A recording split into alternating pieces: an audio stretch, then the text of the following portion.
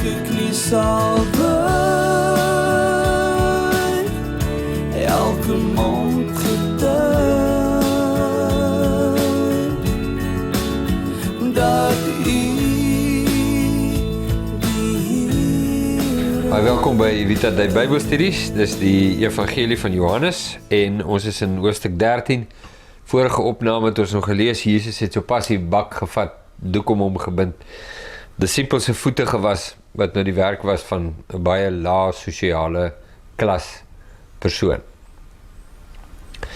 En nou ja, niemand anders nie as Petrus maak kapsie, net my brilletjie opsit om dit te lees, hy sê, by Petrus kom, sê vir hom, Here, gaan U my voete was? Jesus antwoord en sê vir hom, wat ek doen, begryp jy nou nie, maar jy sal dit hierna verstaan. Petrus sê vir hom, U sal my voete in der ewigheid nie was nie. Net tot daar, net vinnig, as 'n mens nou net probeer om vir Petrus nou te verstaan, nee, probeer om, Petrus, Jakobus en Johannes, die res ook, maar hulle drie name is soort van half die eerstes wat opkom. As dit kom oor die hele storie oor wie van hulle is nou die belangrikste. En juis tydens hierdie maaltyd, nou nie die Evangelie van Johannes nie, maar in die ander as jy dit lees, is daar 'n konflik tydens hierdie maaltyd oor wie is nou die belangrikste van hulle. So, die manne sit met hierdie, ons kan dit nou maar 'n wêreld uitkyk noem, of jy noem dit sommer net die vlees. Nee, hulle sit hier met 'n stuk vlees wat klomp goed bepaal hoe hulle dinge beheer en beskou en status en mag en posisie speel 'n baie belangrike rol. Net natuurlik by hulle. En dis nie net hulle nie, dit is ons ook. Ons ook. As jy die boek Jakobus lees, dan sien jy dat Jakobus beskuldig die gemeente aan wie hy skryf, die mense, en sê maar, jy weet, as daar nou iemand inkom met 'n sosiale status wat hoër is nou, jy weet, 'n hoë sosiale status, dan laat julle hom nou voor sit, en jy weet, julle gee vir hom fisiek aandag, en hardloop om hom, jy weet, soos klein kringetjies om hom, en julle is fisiek dit en dat, en die arm ou, die ou met die laer status, laat julle, dis daar. Dis by ons almal. Die oomblik wat jy agterkom, 'n ou het 'n titel, of geld, dan hanteer jy hom anderste, as die res. En dis het, wat ons betref, is dit heeltemal normaal en logies, maar wat God betref, is dit onrein, vleeslik en sondig. En die hele ding hier binne in my hart om iemand te wees, of iets te wees, of besonder te wees, of belangrik te wees, of so, vernaam, kom uit daardie perspektief uit. Dis nie deel van God se wêreld nie.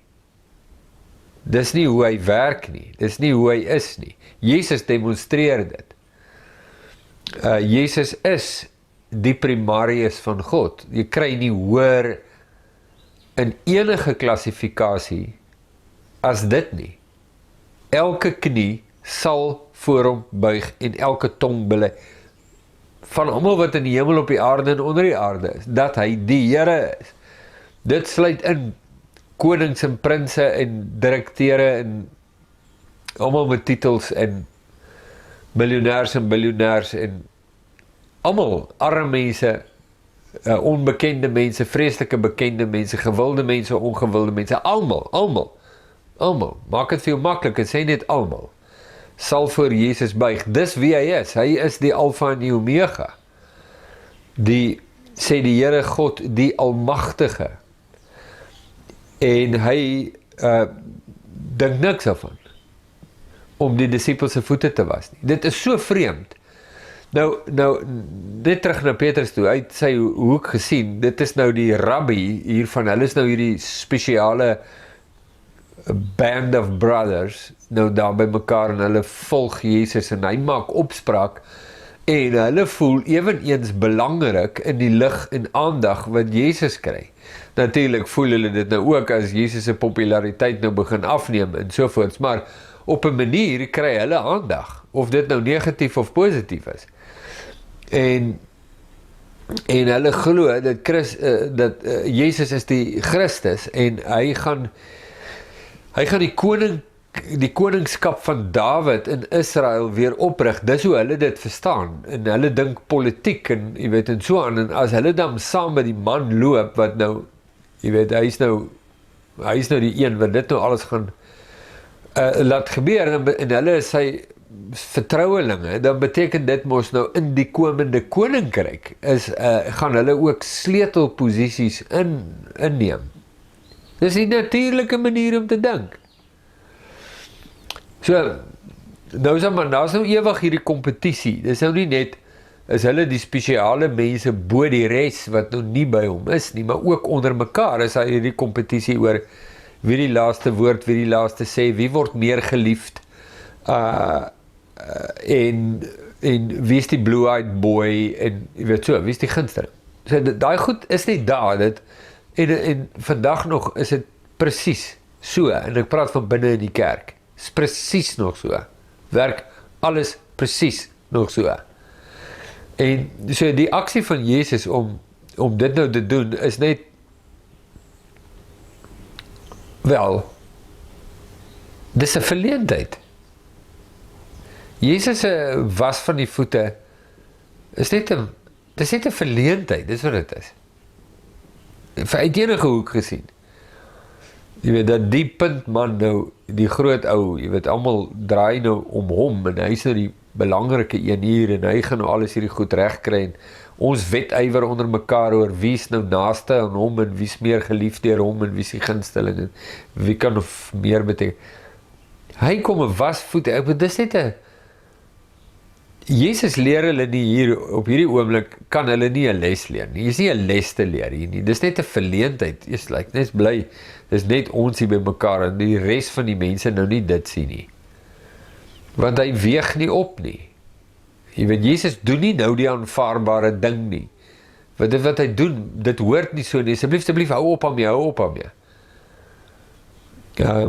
Hy is besig om teen die sosiale normes nou hier te gaan en dis net woes, so hy trap grensdrade plat en hy moet nie dit doen nie. Moet net nie dit doen. So, Petrus se kapsie uit daai hoek uit gesien is heeltemal verstaanbaar. Here, jy is aan my voet in die ewigheid hier was. Jy weet, so, gaan net nie, moet net nie dit hier doen nie. Ek onthou, my kinders tieners was. En as ons in 'n publieke plek is en ek begin sommer sing, die absolute verleentheid, dat hulle hardloop net weg. Asseblief met dit nie doen nie, want dit reflekteer sleg op hulle. Dit kos hulle om 'n bietjie ouer te raak en skielik word hulle nou ook bevry daarvan, maar dis min of meer dieselfde ding. Iets daarvan, want dit reflekteer sleg op ons almal. Jy weet, wat gaan die mense nou sê, as hulle nou dit moet sien, en jy weet, dis net reg. Jesus sê vir hom toe, maar jy verstaan dit nou nie, maar jy gaan nog. Wanneer gaan hy? Wel, wag net, laat die opstanding plaasvind, en die wedergeboorte van Petrus plaasvind, en hy in die koninkryk van God inkom, as 'n nuwe mens, van die Nuwe Testament, deel van die volk van God, en dan verstaan hy, God se kultuur. So hy gaan aan, hy sê, Jesus antwoord sê, dis in vers 8, as ek jou nie was nie, het jy geen deel aan my nie.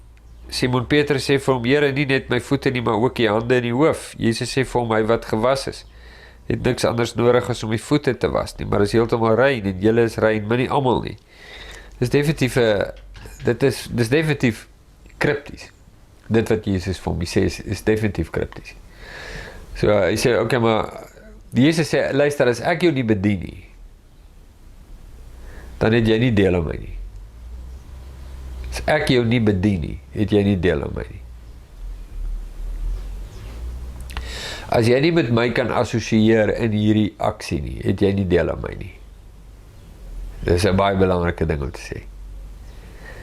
As jy nie met my kan assosieer in hierdie aksie nie, het jy nie deel aan my nie. Want dit is onder andere lynreg, nee, is een van die goedjies wat mens hier kan uithaal, is die feit dat Jesus sê, as jy nie jou kruis opneem, jou lewe neerlê nie, is jy my nie waardig nie. As jy nie met my kan assosieer in hierdie aksie nie, het jy nie deel aan my nie. As jy nie kan toelaat dat ek jou bedien nie, dan het jy nie deel aan my nie. Maar gesien binne in die konteks van wat eintlik daar afspeel, want voete was is nou nie vir ons, jy weet, dis nou nie deel van ons kultuur nie, en dis nou half, so jy moet nou half van hedendaagse goedjies dink, om het soort van verstaanbaar te maak, oor wat het hulle beleef in daai tyd, en op daai oomblik. Petrus sê toe, okay, maar dan moet jy my volledig was. Ja, Jesus sê, dis nie nodig nie, jy is klaar rein, dis net nodig dat ek jou voete was.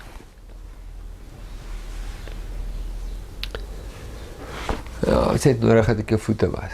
Ja, dis definitief krypties. Nou, ek gaan nou nie vir jou jok nie.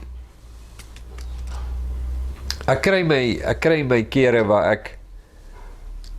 ek voel, okay, ek verstaan dit nou. Ek verstaan nou die situasie hier. En dan kry ek nou my kere wat ek nou nie so seker is of ek verstaan wat Jesus hier sê nie. Want dit is baie definisie spesifiek hierdie.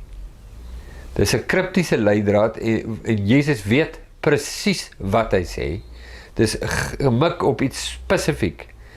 En dit sê iets spesifiek. En tensy mens verstaan waar vandaan Jesus kom om hierdie stellings te maak, gaan jy dit mis. En dan gaan jy definitief jou eie betekenis daarin lees. En dit is wat mense mos nou wil vermy ten alle koste, en dis hoekom ons ook hierdie Bybelstudies doen.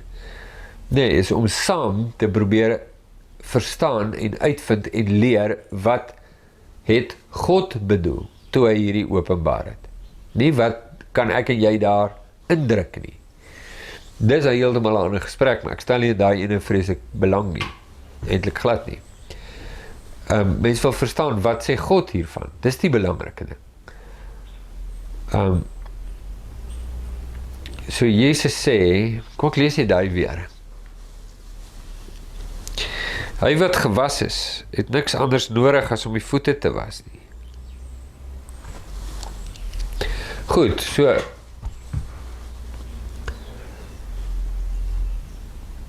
dis baie typies van Jesus om in 'n bepaalde situasie goeters te sê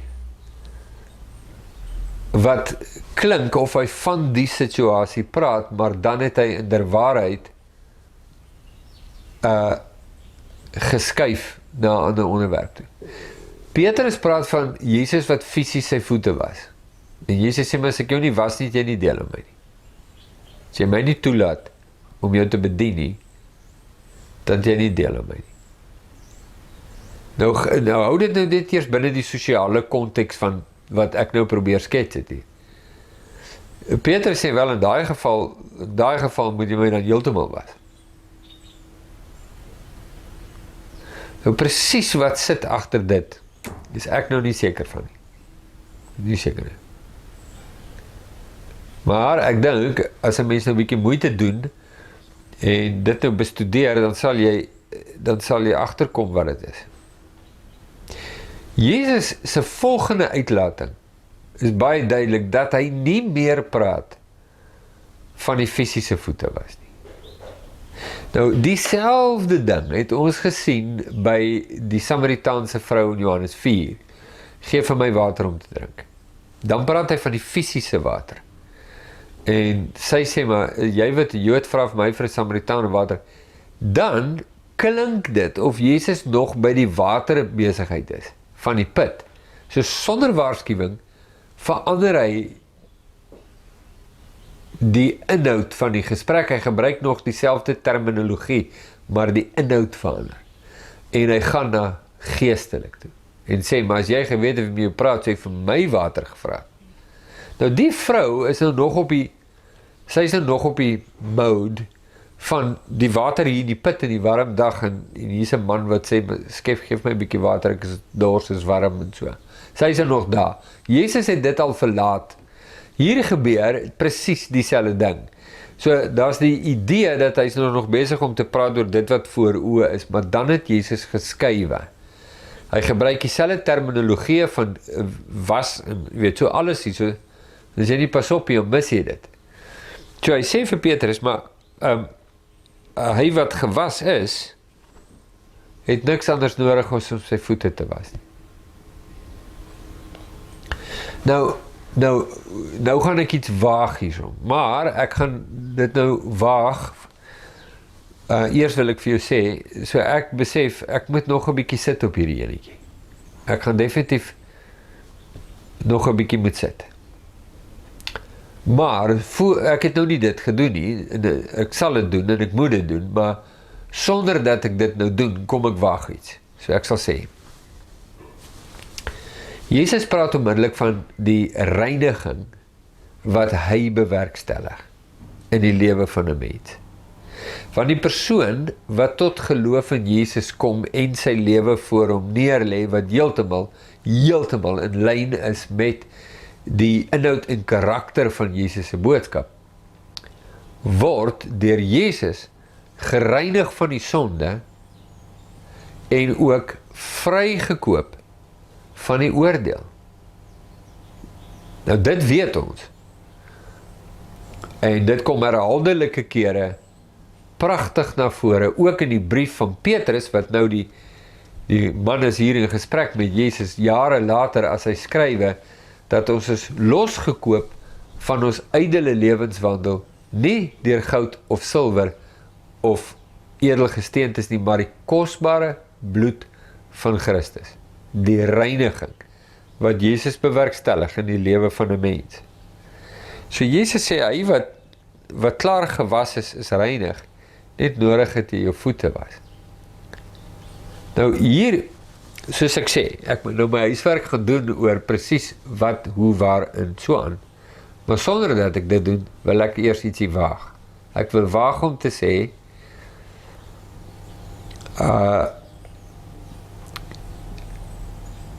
jou voete, jy weet, jy loop met jou voete, om nou so half bietjie,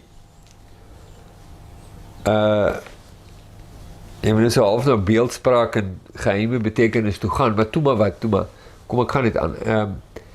Hy wat, jy loop met jou voete op die aarde, jy kontak met die aarde met jou voete, nee, dit word vuil, en jy kom nou hierin om maaltyd te hê, en dan moet jy gewas word van die reiniging, van die vuil voete van jou. En Jesus maak dit dadelik geestelik. So, hy sê dit is belangrik, dat die reiniging van Jesus deurlopend plaasvind. Jy is gereinig, en hy het jou gewas, maar jou voete, elke dag gewas word. En jy het nodig om gereinig te word, van hierdie wêreld. En jou kontak met hierdie wêreld. Jy is nie van die wêreld nie, maar jy is in hierdie wêreld. En die manier hoe jy kompeteer met mekaar, ek gaan haal dit nou uit ander evangelies, nee, die manier hoe jy kompeteer met mekaar is typies hierdie wêreld. Jy is gekontamineer, vuil gemaak, deur hierdie wêreld, soos jy hier deurloop. Ek moet jou reinig daarvan. Jou versigtiging na posisie, en status, en rang, en belang, en so aan, is vuil voete. En die enigste een wat jou daarvan kan reinig, is Jesus. Hy is die enigste een. En hy dien, so hier is eintlik twee goed wat nou gelyk loop. Die een is, Jesus se demonstrasie van die koninkryks lewe, en dit is dat ons mekaar bedien, En die een gaan die ander voor in eerebetoning, soos Paulus sê in Romeine 12. Dit is 'n eienskap van die lewe van Christus, is dat die een die ander voorgaan in eerebetoning. Jy sien dit in die verhouding tussen die Vader en die Seun en die Heilige Gees. En gelowiges onder mekaar, wanneer hulle lewe uit die lewe van Christus, dan is dit presies dieselfde wat jy by hulle gaan sien, is die lewe van God wat ook werk in hulle lewens, in die manier hoe hulle met mekaar omgaan. So dis die een ding. Dit word gedemonstreer daar. Die ander ding, vermoed ek nou, nee, ek vermoed, die ander ding is ook die belangrike waarheid, dat Jesus sê, hy is die een wat ons reinig, van ons alledaagse kontak in die wêreld. Hy was ons voete. En as hy dit nie doen nie, kan jy nie deel hê aan hom nie. Nou dit het geweldige implikasies oor verstaan wat die evangelie is en hoe dit funksioneer en hoe dit implementeer word. Dit is verskriklik belangrik, want ja, die implikasies is net so verrykend. En jy sien dit in die briewe van die apostels. Hoe Paulus dan ook sal skrywe, dat julle hele lewenswandel heilig moet word. En hoe ons na Jesus toe kom, per Petrus se woorde weer eens, om 'n mantel, kom na hom toe en hou aan na hom toe kom, sodat hy jou kan reinig. So jou lyf is gewas, hy het jou gereinig, maar ek kom deurlopend na hom toe, met my hele lewe, insluitend in my voete, om my te reinig, en skoon te maak. So, hier's 'n paar goed nou, lyk vir my wat gelyk hier loop, maar goed, ek het jou nou my vermoede vertel, so, kom ons gaan nou. Jesus het geweet wie hom gaan verraai, daarom het hy gesê, julle is nie almal rein nie. So, Johannes identifiseer die feit dat, alhoewel Judas deel is van die disippels, die 12 disippels van Jesus, is hy nie verbind aan Jesus. En dit gaan uitkom, dit kom altyd uit. Jy weet, iemand wat in 'n gemeente is, en hy loop saam, hy is saam in die gemeente, hy word as 'n broer of 'n suster beskou, en dalk is hy die predikant, of op die leierskap, of wat ook al, maar as daai persoon nie regtig by Jesus is nie, dit gaan uitkom, en dit gaan altyd uitkom in verraad van Jesus, waar die persoon Jesus sal verraai.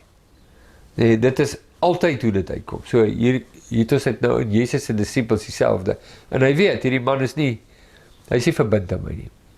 Hy glo nie dat ek is wie ek sê ek is nie. En hy is besig met sy eie private geheime lewetjie, wat alles in die geheim is. Hy steel die geld in die geheim, hy gaan sien die fariseërs in die geheim, en so aan, maar dit gaan alles op 'n punt kom, waar hy dan in die openbaar geword vir wat regtig in sy hart aan die gang is. En daar is dan baie voorbeelde van dit. Die effek wat dit op hom gaan hê.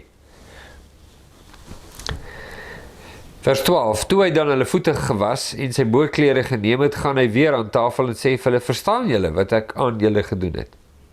Verstaan julle? So hier kom, so hier het nou 'n paar goed gebeur. Maar hier kom die eerste ding, wat Jesus eintlik aan hulle demonstreer. Verstaan julle wat ek nou gedoen het? Nou ja, hulle sit daar, is verleer bietjie, en weet so, en Petrus het nou sy storie gehad, Jesus het wel goed gesê. Ek is seker, Petrus verstaan die kop of sterk wat Jesus vir hom gesê het van, jou hele liggaam is rein, en jy moet net jou voete was, en weet so, hy verstaan nie, nog nie, op daai punt nie. En Jesus gaan sit, hy het sy demonstrasie gedoen, en sê, het julle nou gekop wat hier gebeur het? En dan sê hy, en nou kom die verduideliking, so hy sê, julle noem my meester en Here, en julle is reg, ek is dit, julle noem my meester en Here, dis julle is heeltemal reg, ek is die leier, ek is die leier, julle is reg, dis ek het status, ek het posisie, my posisie, sal julle nou nog ontdek, is bo elke ander posisie wat bestaan, in die geeswêreld en die fisiese. So ek het posisie. As ek dan, die Here en Meester, julle voete gewas het, is julle ook verplig om mekaar se voete te was. Nou is ons terug na die eerste demonstrasie. So my vermoede is ons het twee dinge hier wat loop. Die een is die demonstrasie na aanleiding van hulle al ewige kompetisie in stryery oor wie is die belangrikste. Die tweede ene is die waarheid van gereinig deur Jesus, maar daglik gereinig deur Jesus, om ons skoon te maak van ons kontak met die wêreld en seker te maak dat ons is rein, verlos ook van die manier hoe die wêreld dinge doen en alles wat daarmee saamgaan. So as ek julle Here en Meester is en ek was julle voete, ek dien julle op hierdie nederige manier wat vir julle 'n verleentheid is, want dit is net baie lae klas bediende wat die mense se voete was. As ek dit doen, wat die topman is, dan is julle verplig om mekaar op hierdie manier te bedien. Verstaan julle dit?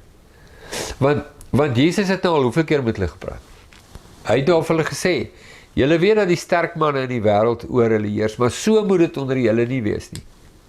Hy het nou al met hulle gepraat oor hierdie al ewige kompetisie en hulle luister nie. Hulle snap dit nie. So, dan het hy 'n demonstrasie. Dan wys hy hulle. Sê wel, okay. Maar ek het nou al gepraat, en praat help nie. En dan vat hy net die doek en die bak en hy begin net. En hy demonstreer dit. Dit is 'n baie effektiewe manier om dit te doen. Julle is sien die woordjie verplig daar, het jy hom in jou Bybel. Julle is verplig. Dis 'n direkte bevel. Dis 'n wet om dit te doen. Jy het nie keuse nie.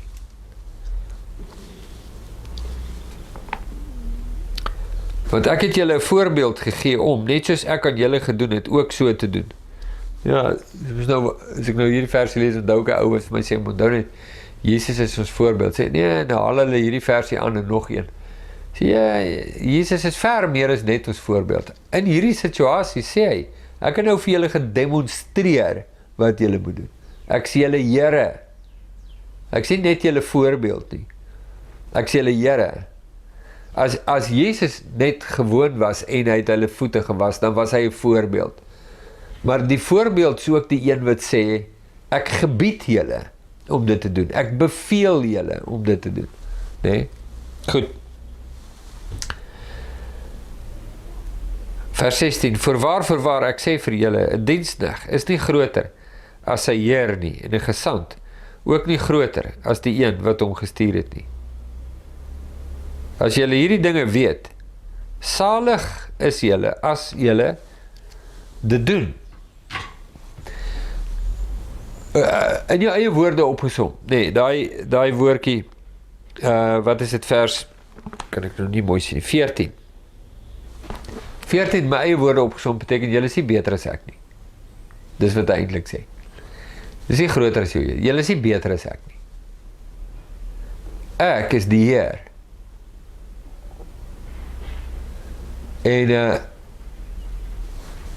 as ek dit doen, het julle nie 'n keuse nie. Moet julle dit doen. Julle is nie beter as ek nie. Dit verstaan hulle. Ja, as hy dit doen. Ons moet dit doen.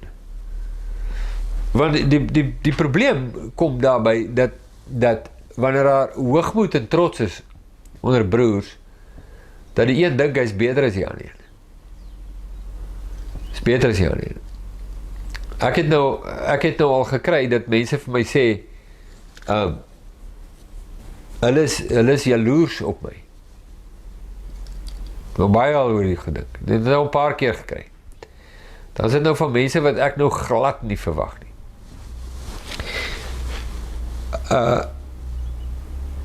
En dan is hulle nou jaloers op die feit dat hulle nou voel, ek kry nou aansien van een of ander aard of iets so, jy weet so. Dan dink ek nou na die tyd, maar hoe gebeur dit? Hoe gebeur dit, dat jy, wat 'n broer is, jaloers word op 'n ander broer, oor die goed wat hy doen? Nou ja, daar's 'n paar maniere om dit te verduidelik, nee, so kom ek noem so een of twee. Een manier is, want jy voel, jy moet dit eintlik hê. Nee, jy moet dit eintlik hê. Jy is eintlik die beter kandidaat om, sê nou maar, die aansien of aandag of so, wat hierdie ander ou nou kry. Jy is eintlik meer geskik om in die posisie te wees wat hy is. Wat beteken jy dink jy's beter as hy? Jy het klaar besluit, jy's beter as hy, jy's slimmer as hy, jy's meer charismaties as hy, jy's meer begaafd as hy, jy's meer intelligent as hy, jy's meer geskool as hy, jy weet, of wat ook al nou, jy nou saamsleep, maar dit kan een baie sterk faktor wees. Ek voel ek's beter as hy, en hy kry wat eintlik wat my toekom. Dis die een ding. Die ander ding wat jy kry, wat ook 'n faktor is in so 'n situasie, is die storie van, maar as hy dit het, moet ek dit ook hê. En as hy dit het en ek het dit nie, dan is dit onregverdig. So dis half die situasie wat jy nou kry in Johannes 21, waar Jesus vir Petrus sê, jy gaan 'n gewelddadige dood sterwe, en dan wil hy weet, maar wat van Johannes? Wat van hom? Want Petrus weet, Jesus is baie lief vir Johannes. Jy weet so, Petrus is nog steeds in sy hart in kompetisie met Johannes vir die liefde van Jesus, en nou het hy daai groot boeboe aangegaan, om nou in die oomblik waar hy nou, jy weet, as die brawe man kon uittree, vir wie hy nou gehoop het hy is, en toe val hy heeltemal plat soos 'n klein seentjie, en verloon Jesus. So dit is 'n baie, baie donker tyd vir Petrus se identiteit. Nou sê Jesus, hy gaan 'n gewelddadige dood sterwe, so ja, maar, okay, maar wat van hom, want dan moet hy ook, want dan is dit, jy weet, so. En Jesus sê vir Petrus, dit het niks met jou te doen, wat van hom nie. Volg jy my? Nee, daar's die tweede ding, van wat jaloesie veroorsaak onder mense, en wel, mens kan seker sê 'n derde punt, alhoewel het geweef is met die eerste twee, en dit is 'n totale selfbeheptheid. Wat maak het jy jaloers raak op ander? Die manier hoe jy na jouself kyk, en jouself beheer. Nou, daar sal seker nog faktore wees, ek kan dit heeltemal dink, maar ek kan nou dink, in die geselskap van hierdie disippels, is dit die faktore wat hulle verhoudinge bepaal. Hulle is jaloers op mekaar, hulle is op kompetisie met mekaar. Die seuns van Zebedeus, Jakobus, Johannes, kry hulle ma, om vir Jesus te vra, maar kan hulle nie asseblief sit aan die linker en regterhand nie, en so aan. Jy weet, en daar's verskillende weergawes van daai storie in die Bybel, maar jy weet, en dan is Petrus ontstel dat hulle so verregaande kan wees om te dink dat hulle moet aan die linker en regterkant sit, en hy is dan nou die blue-eyed boy, want die sleutels van die koninkryk is aan hom gegee soos hy dit verstaan, en hulle het dit totaal en al misverstaan, maar dit wys jou net. So hier sit hulle. Dis op die voorhand van hierdie verskriklike belangrike gebeurtenis. Nou, binne 'n paar uur kom hulle Jesus arresteer, dan gaan hulle hom verhoor, dan gaan hulle hom vermoor, en dan gaan hulle hom begrawe. En al hierdie goed, en al waaroor hulle gepla is wat's in dit vir hulle? En wat 'n posisie gaan hulle nou hê en alles so, dis al waaroor hulle gepla is. Salig onbewus van die regte wêreld wat reg onder hulle neus is. Nou, geweldige goed hierdie.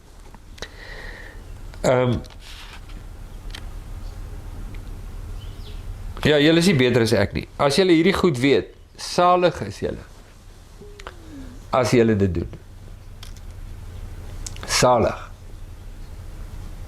Weet jy wat salig beteken?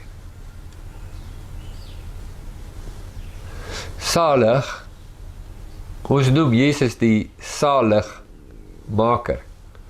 Ons praat van redding as saligheid. Salig is jy. Jy kan dit beskryf as 'n paar pragtige maniere om nou die Griekse woorde te vat en so aan en te ontleed, en Hebreëse woorde te ontleed, maar kortom, Gered is jy, as jy dit doen. Gered is jy, as jy luister na wat Jesus sê. Nou, is dit 'n verkeerde manier om dit te interpreteer, salig as jy sê die woord? Nee, het is nie, want dis hoofstuk 13, wag, laat jy sien, wat staan in hoofstuk 14, val jy op jou rug, as jy hoor wat Jesus daar sê. Gered is julle. Gered is julle, as julle dit hoor. Hy wat hierdie woorde hoor en dit doen, is soos 'n man wat sy huis op die rots bou, en die oordeel van God het gekom, en die huis het bly staan. Jesus wyk nie van daardie baie kritiese kernboodskap af nie. Salig is julle as julle dit doen. Tjog, dis so belangrik, nie? Ek spreek nie van julle almal nie. Ek weet wie ek uitverkies het. Maar dat die skrif vervul kan word. Hy wat saam met my brood eet, het sy hakskeen teen my opgelig. Van nou af sê ek dit aan julle voordat dit gebeur, sodat wanneer dit gebeur, julle kan glo dat dit ek is. Voorwaar ek sê vir julle, wie iemand ontvang wat ek stuur, ontvang my, en wie my ontvang hom wat my gestuur het. Ja, dis 'n gelaaide, dis nou 'n gelaaide gedeelte daai, so kom ek sê net iets daaroor.